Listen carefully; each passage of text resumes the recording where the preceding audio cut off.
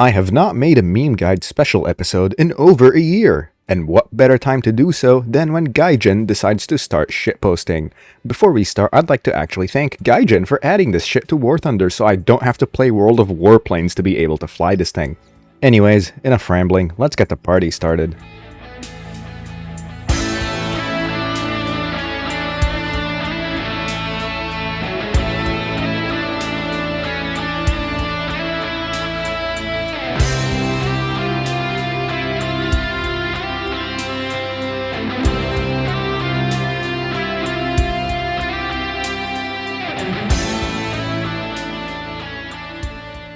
The VOT XF5U is an experimental twin-engine American prototype shitfuck added in the recent Dreams Comes True event for the 13th anniversary of War Thunder.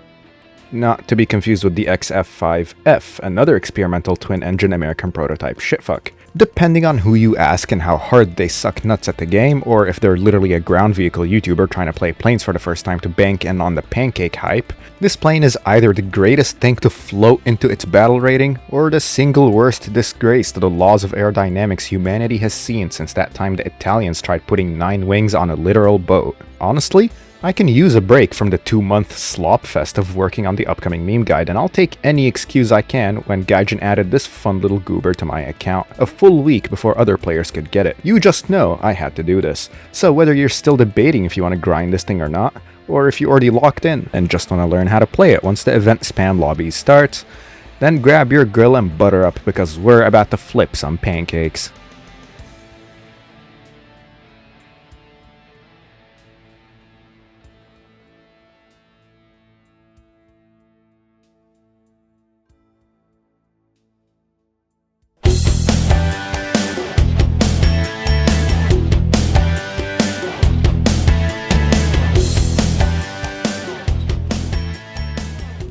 In the 1930s, noted aeronautical engineer Charles H. Zimmerman advocated for the concept of what he called the discodial aircraft, a design so stupid that everyone else made fun of him by instead calling it the Zimmer Skimmer. After testing using scale models, including remotely controlled toy RC plane called the VOT V162, the US Navy approached Zimmerman and offered to fund further development.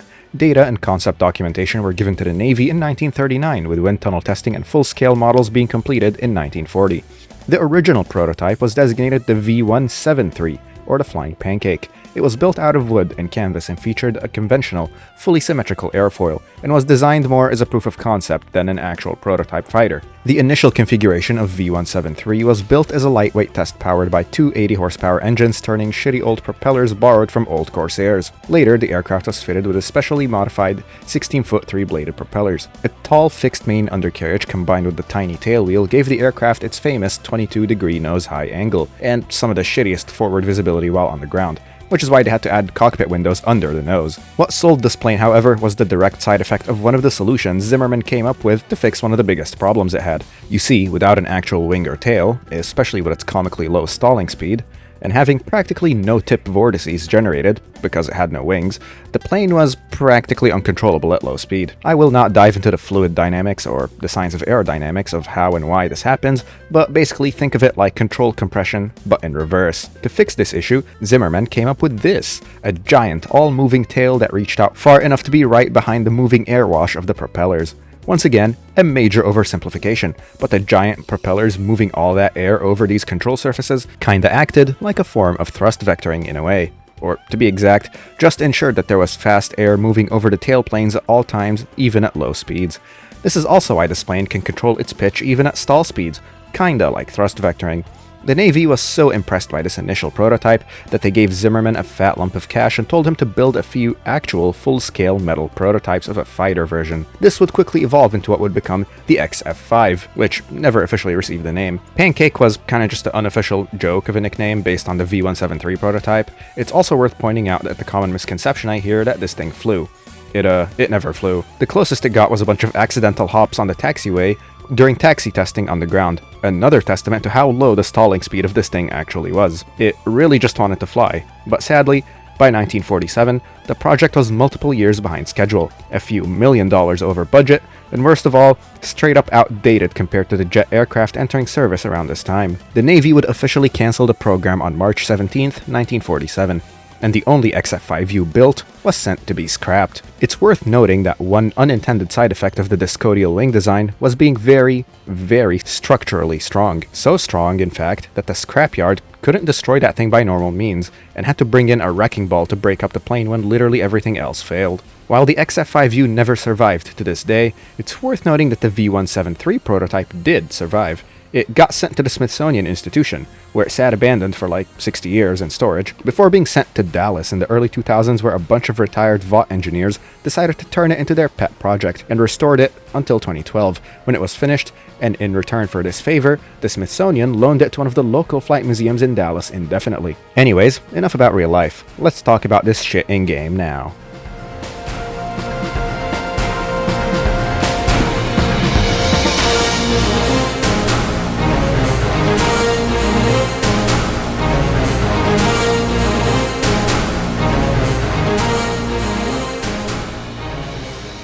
Okay, let's get one thing out of the way before we start. Pilots in real life don't just hold S and pull the elevator all the way as soon as they see an enemy plane. This whole stigma around delta wing planes in game, and to an extent this pancake, is absolute slop tier Reddit cope. Oh, it bleeds all its energy if you turn. Yeah, have you tried not holding S for once? This thing's gameplay loop can best be described like a J-35 Draken, but at prop tier and without the missiles. And we already covered that plane on this channel, video in the top right corner for reference. For the pancake, at your BR you have dogshit acceleration and very terrible energy retention. But for that one turn, you can absolutely clown on practically anything you face that's not a zero. And after that turn, your energy's all gone, and your acceleration is so terrible that you kinda just become a sitting duck. But in a 1v1, it gets crazy, since your stalling speed is way below most of the other props you face, along with your insane straight-line AOA, allowing you to basically Cobra on any other plane and force it to overshoot. At near stalling speed, you're basically guaranteed to win rolling scissors on the deck against anything that's not a zero or another pancake. The 50 cals are double-edged swords. They have the usual shitty damage, but at least they're very easy to aim, have a shitload of ammo, and a very good rate of fire. All 6 of your guns are mounted around the wing roots? No, around the fuselage. Okay, how the fuck do you refer to different parts of this plane? Oh, fuck this. They're over here. So yeah, they're very easy to aim, with no gun convergence. Basically, for your gameplay, you're gonna want to climb off slightly to the side. Your shitty acceleration and climb speed means that you'll get to the battle in about 5 to 7 business days. But when you do, you will always be above everyone, except a few stragglers who went to low Earth orbit. At this point, feel free to start diving on people and engaging in boom and zoom. Remember to keep your turns wide and smooth to retain your energy in boom and zoom attacks. At no point should you ever try to pull all of your AOA or hold the stick back, unless you're out of all other options. If necessary, remember that you could trade altitude for energy, but do not bank on this too much, since your plane is allergic to acceleration, and your overall speed is not good enough to recover the altitude later during the match. It's a strategic trade-off that must be precisely calculated, all being a part of your positioning and choosing the right path to set up for boom and zoom attacks. Honestly, that's the secret to this plane. As long as you position yourself well and aren't yanking the stick back every time you see an enemy plane, you know, like Hornet players, then this thing doesn't play much different than some of the other US boom and zoom monsters at this BR. Now, at the current BR of 5.3 that this plane sits at, I would be lying to you if I told you that this plane is good. It's not at this current BR. But I would also be lying if I told you that it's bad, like all the idiots on Reddit are saying it is. Honestly, this plane can remain completely unchanged and go down in BR to like 4.7, and it would be really good over there. But until that happens, just learn proper positioning and don't go rushing into combat every chance you see. At this current BR, this plane is a masterclass in attack planning and positioning, so please use it as such.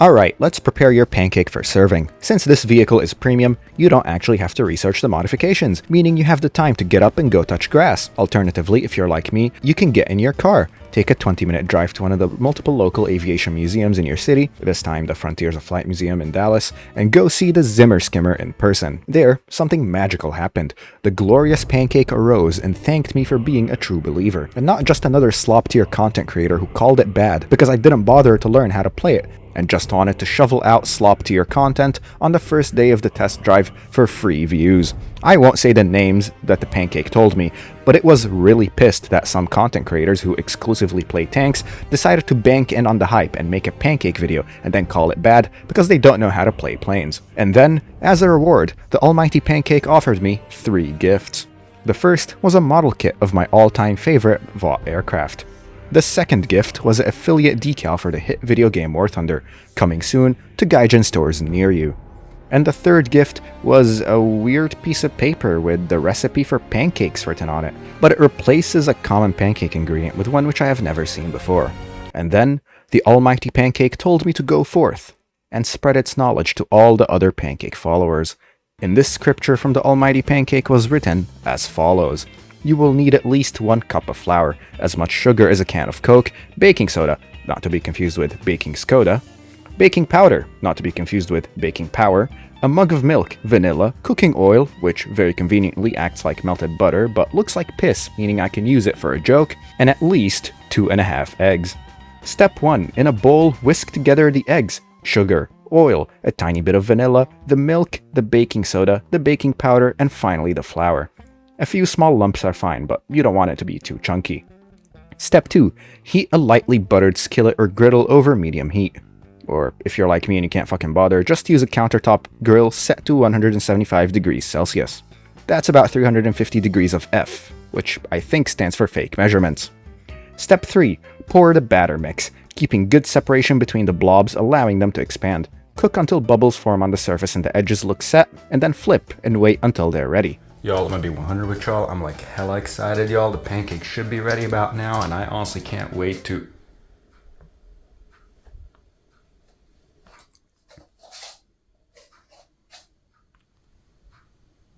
Are we dead ass right now? Step 4. Grab your golden tan paint and your trusty airbrush, then begin painting the pancake. Stop whenever it turns into a nice warm golden color. Serve warm with whatever toppings you like. I personally like butter and honey, but if you have no sense of taste, or you are Canadian, feel free to use maple syrup instead. And there you have it. That's your pancake cooked and ready to terrorize the other fighters at 5.3. A small break from the hellish torment of having to work on the next meme guide. What, you thought I died for the past 3 months? No, I've been hard at work on this shit. The draft is over 90 minutes long, and some of the planes in that video are genuinely abysmal, liquid, abhorrent, unplayable dog shit. Enough to the point where I was having more fun learning how to fly the Pancake at its stupidly high BR than fly some of these shits. Yeah, for those living under a rock and not in our Discord or missed the vote, people voted for the Yakovlev jets as the next meme guide, which I'm almost done cooking. Actually, you know what? Since you're cool enough to stick around until the end of this video, here you go. A link to a special teaser trailer for the upcoming meme guide. A trailer which I previously released only to channel members 2 months ago. Now available to everyone in the top right corner of the screen. But yeah, until that video comes out, go out there. Don't crash on takeoff. And go show all the haters in the kitchen that you can cook sometimes. See ya next time.